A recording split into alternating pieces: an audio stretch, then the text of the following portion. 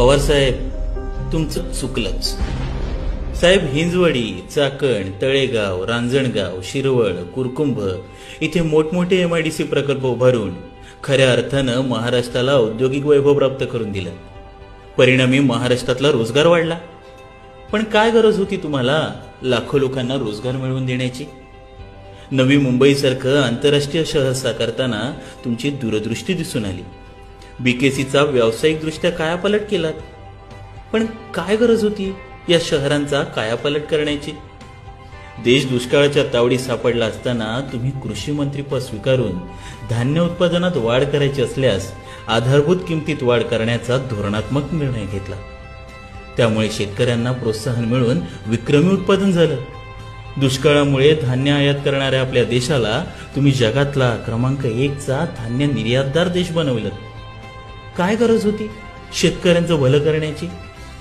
तुम्ही आखलेल्या फलोत्पादन कार्यक्रमामुळे महाराष्ट्रातील बागायतदारांना नवी व्यापारपेठ खुली झाली. हा यशस्वी कार्यक्रम पुढे केंद्र सरकारनेही स्वीकारला.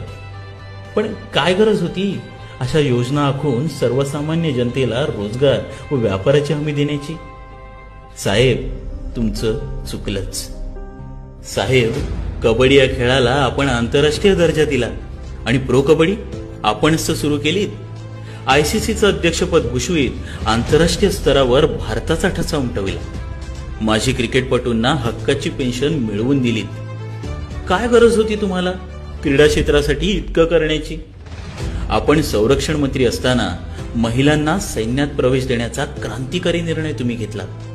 मुख्यमंत्री असताना 1993 साली सर्वप्रथम महिला आयोगाची स्थापना करत महिला धोरण महाराष्ट्रात राबवलं. नंतर हेच धोरण देशभर लागू करण्यात आलं. स्थानिक स्वराज्य संस्थांमध्ये 50% व इतर ठिकाणी 33% आरक्षण महिलांना देण्याचा निर्णय घेतला. काय गरज होती अशा प्रकारे महिलांना समान वागणूक देण्याची? मराठवाडा विद्यापीठ नामकरणाचा संवेदनशील मुद्दा असो की मुंबई बॉम्बस्फोटासारखी थरकाप उडविणारी घटना, या कठीण प्रसंगात सत्ता गमवावी लागली तरी हरकत नाही असं म्हणत सामाजिक भान जोपासणारे निर्णय घेण्याची काय गरज होती तुम्हाला?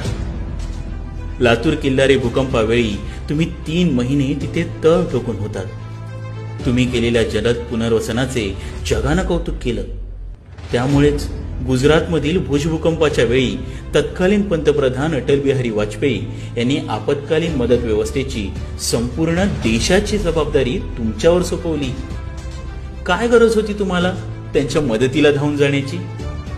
1999 साली तुम्ही राष्ट्रवादी काँग्रेस पक्ष स्थापन करून नव्या पिढीला राजकारणात येण्याची संधी दिली.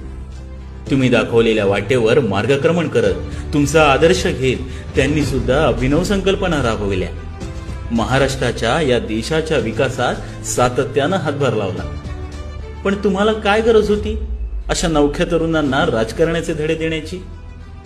म्हणूनच म्हणतो साहेब, तुमचं चुकलंच. कारण तुम्ही स्वतःचा विचार न करता समाजाचा, या देशातील सामान्य जनतेचा प्रामुख्याने विचार केला. यादी मोठी आहे साहेब, पण आज इथेच थांबतो. अनेकांनी आपणास आजवर फक्त बदनाम करण्याचंच काम केलं, परंतु आपण बरीच आहात साहेब. विकासाच्या गप्पा मारणाऱ्या सत्तेतील पक्षांनी आजवर किती संस्था स्थापन केल्या, किती सहकार रुजवला, कोणाला रोजगार उपलब्ध करून दिला या सरकारनं. टीका करणं सोपं असतं, पण पवार साहेब बनणं लय म्हणजे लय अवघड असतं. ध्यानात असू.